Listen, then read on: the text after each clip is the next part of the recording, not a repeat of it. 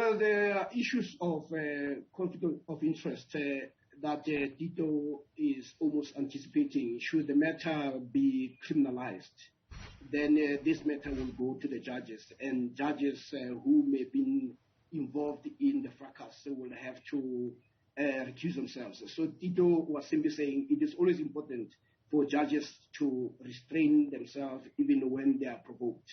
But at the same time, there are also issues that have been raised with regard to whether the tone that was used was proper or not. But those are things that can be part of the debate. What should be the most important issue we should focus on will be what are the issues that are critical that were raised. One, we must start from the perspective that democracy is an experiment. And this experiment will, from time to time, be subject to critique whether we are actually making headway in what we had promised people in 1994 or what the struggle was all about. So that is the first thing that emerged from the discussion or the article that was written by Minister Sisulu. So that unfortunately has been sidetracked by all these issues where the message has been almost forgotten, but the focus is on the messenger. But the issues of protocol and those notion of arms of the state and all that, they are quite important in terms of the protocols that have been established. But at the same time, we must also understand that we have what we call freedom of expression. And that freedom of expression means that sometimes we may have to hear things that we may not like. That is part of the freedom of expression. But most importantly, we must also understand, because many people have raised the issue of her criticism of the Constitution, we must also understand that the Constitution itself anticipates amendment, and an amendment will not occur without critique. So this explains why somebody like Gwede Mantashe was quick to jump to say the minister did not bring the party to disrepute, but from the government side, it will be probably a different approach. But as you understand from even the media space, that even within the ANC is divisive. You have people who hold a different view, and but this is part of democratic engagement and also the deepening of democracy. You mentioned freedom of speech, Professor Seepe, and that is what Minister Sisulu will be saying, that she's got the right to air her views and to do so in whatever way she wants. But does the fact that she is a minister mean that she's not silenced, but she has to be mindful of how she airs those views? Yeah, we can talk about the issues of approach, tone, and all that. But the truth of the matter is, our democratic experiment is failing, and that's what we should focus on. And the two, that even today, black people are still outsiders in the land of their birth, which is also the import of a submission. The notion of sidetracking ourselves to irrelevancies may be part of the game to make sure that we don't talk about it. We've talked about all other things except the things that matter. So she wrote as a member of the ANC and as a chair of the social and economic transformation to say these issues should be part of the discussion. And that is where the focus should be. And all other issues are irrelevant. I mean, for instance, there have been people who have even suggested that she did not write the article. And people like me get drawn into that type of nonsense. Yes, I was an advisor many years ago, but I have lost contact, and I'm not even in the writing space for ministers. But the point is that people bring all these issues because they are uncomfortable about the issues that she raised on the table. And the way she raised them. But of course, these are important issues. You mentioned that she is a chairperson of that social transformation subcommittee within the ANC. And also you said, Gwede Mantashe came out and almost defended her, if I can put it that way, or didn't take a opposing view to what she had to say. Is this telling of the stance of the ANC? And despite the Chief Justice saying that it was baseless, her article, and it lacked substantial arguments, but is it telling of what the ANC thinks of this article? Well, we must say first the divisions of the ANC are an ongoing thing. But we must also understand what the Chief Justice, the acting Chief Justice was saying.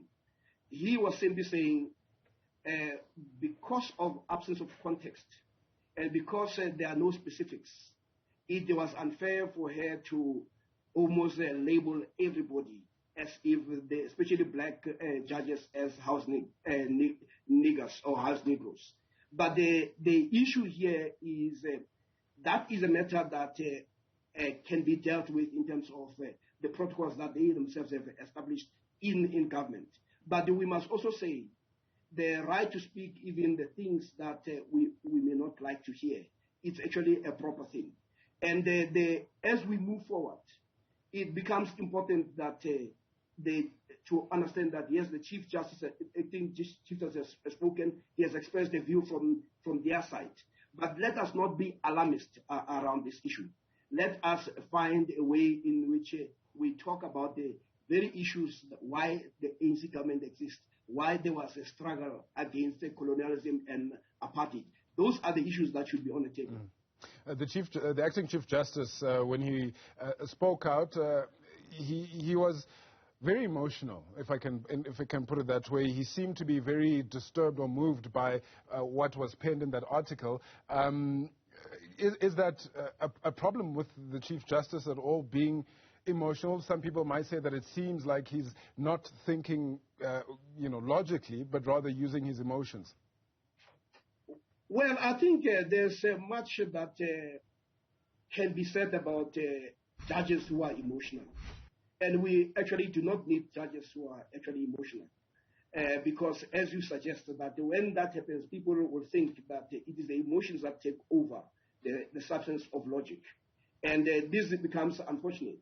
But we have also seen the Chief Justice also act in a manner that was very problematic when he was handling the case of Jacob Zuma in the commission.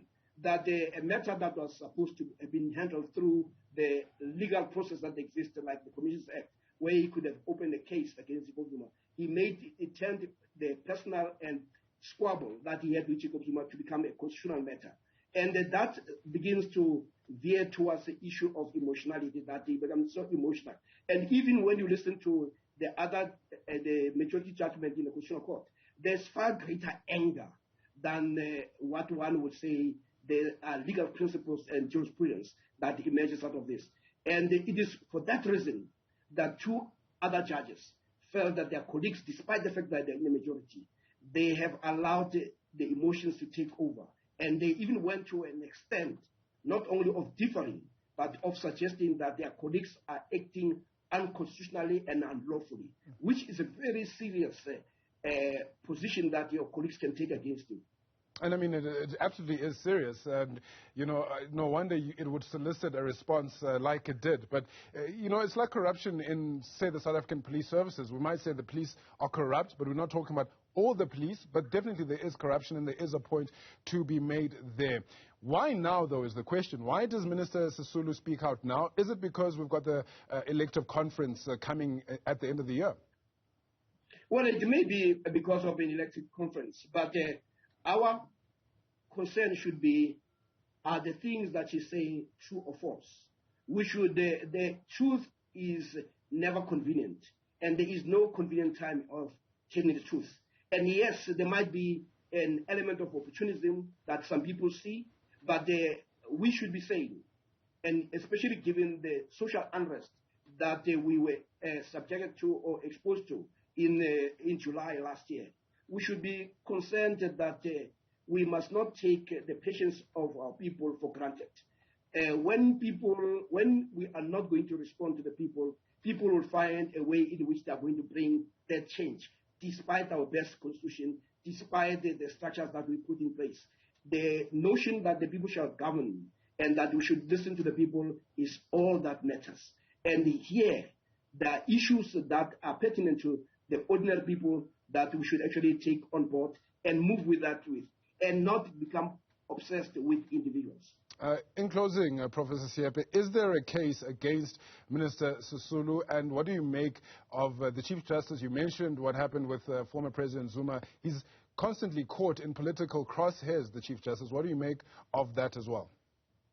Well, there's a sense of fear that the posture of the acting Chief Justice was that of laced with threats. that they will leave it up to the minister to see in her own self to say whether she would actually retract and withdraw. But she has also come out to say she stands by what the position is. So the issue here would be really from the government side, how do you deal with this issue? But most importantly, the notion of separating that she was speaking as a member of the ANC and somebody in government is something that we need to deal with. But we should not run the risk of becoming policing people's thoughts and even their own expression. What is most important is we need to, perhaps this case or this incident will lead us to where we're saying, how do we begin to manage these things in such a way that we don't become alarmist, in such a way that this does not constitute a constitutional crisis, but it can be seen as part of a constitutional engagement where we are deepening it by being self-critical. And she herself has been in government. So you can actually throw that to her to say, what has been your contribution to this state of affairs? And those will be legitimate questions, and she'll be able to answer those. But then let us use this incident not as pointing to a constitutional crisis, but as part of the constitutional engagement where deepening democracy means that we are going to disagree, but not to be disagreeable in doing so. Professor Sipho Seepe, thank you so much for your time this morning as a political analyst there, just unpacking the response from the acting Chief Justice Raymond Zondo. He was responding to a letter penned by Minister Lindiwe Sisulu titled, "Hi Mzansi, have we seen justice?"